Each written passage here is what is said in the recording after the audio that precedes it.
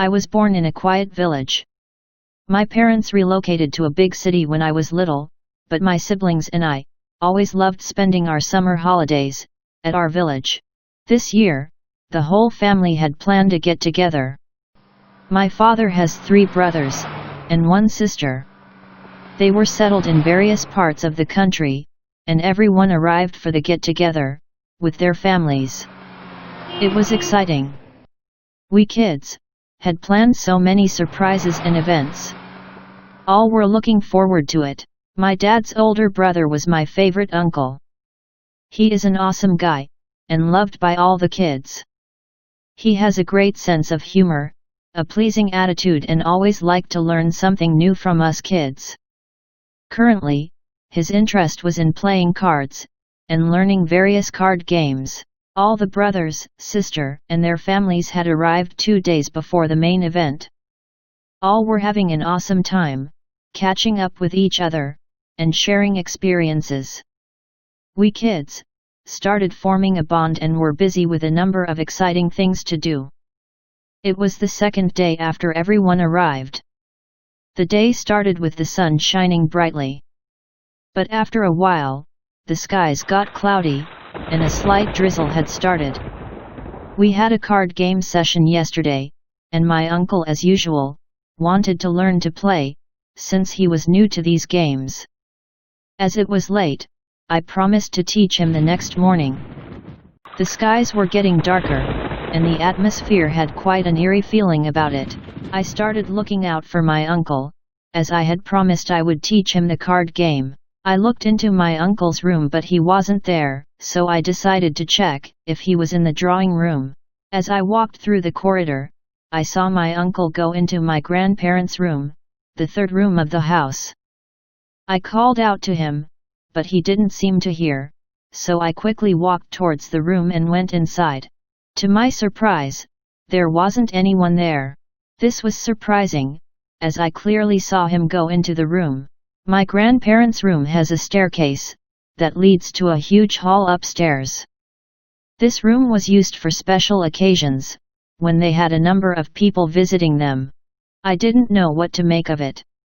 I started getting a little scared, and rushed out of the room, down the staircase, and out of my grandparents' room, as if someone was after me.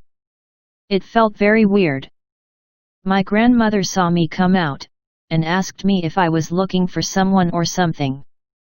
I asked her where Uncle was. She told me he had left for his wife's place early this morning. I told her what had happened. She just kept looking at me, as if wanting to say something but didn't know how to say it. My brother and cousin arrived just then. They heard what I experienced. To my surprise, they told Grandma. They too had seen my uncle a little while ago. This proved I was not hallucinating, as I thought. We didn't know what to make of this incident. We called our uncle to check, and he confirmed he was at his wife's place. I got a feeling this was something else. My grandma took us aside. She told us she didn't want us scared, hence didn't say anything. She also felt, since we were from the city, we wouldn't believe her. Long ago, the place where this house and the surrounding areas now stood, originally belonged to a Brahmin family. In common folklore, it is said that, when anyone in a Brahmin family dies, their spirit still lives in the place where they stayed. Ordinary people can sometimes see them, but in the form of some family member or friend.